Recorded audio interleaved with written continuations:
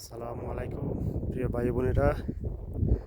আজকে প্রায় 2 বছর হলো বলতেছি পাহাড়ে উঠবো কিন্তু এই মুহূর্তে উঠে পড়ছি।